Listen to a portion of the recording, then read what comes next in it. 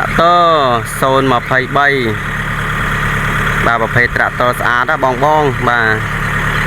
tractor nó bà từ tại tỉnh thay có cái bong ôn bà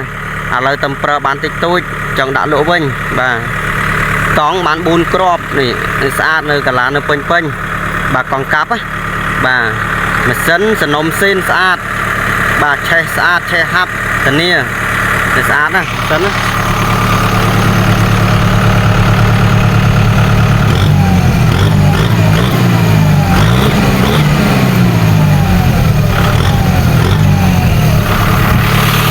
sân em bà sân che hấp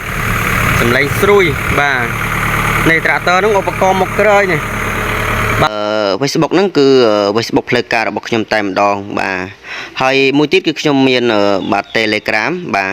Telegram របស់ខ្ញុំគឺខ្ញុំភ្ជាប់មានលេខ2ខ្សែបាទខ្សែទី1បាទប្រព័ន្ធ Smart 096បាទ91 89 771បាទហើយខ្សែទី2គឺប្រព័ន្ធ Smartphone 097 21 69 589បាទមានគាត់បាទគាត់មានស្លឹកផានៅពេញទាំងអស់នេះស្អាតបាទហើយអត់មានជ្រាបមានសើមទេតាគៀកស្វើតក្រោយចុងដុំនឹងអត់ទាន់ប៉ះពាល់ទេនៅស្អាតបាទនៅសំណុំស៊ីនទាំងអស់ត្រាក់ទ័រហ្នឹង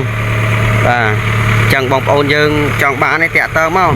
ទើបតែប្រើបានតិចតួចត្រាក់ទ័រហ្នឹងបាទនៅស្អាតឥឡូវហ្នឹងម្ចាស់លក់មិនទាន់ប្រញាប់លុយត្រូវការលុយចឹងណាបាទហើយចង់ដាក់លក់វិញបាទឧបករណ៍ដូចខ្ញុំបញ្ជាក់អញ្ចឹងបាទគឺមានគប់មានគាល់តែគប់នៅផ្ទះបាទអត់បានថតទេតែបញ្ជាក់ជូនបងប្អូនថាស្អាតហ្នឹងហើយស្អាតមែនតើបា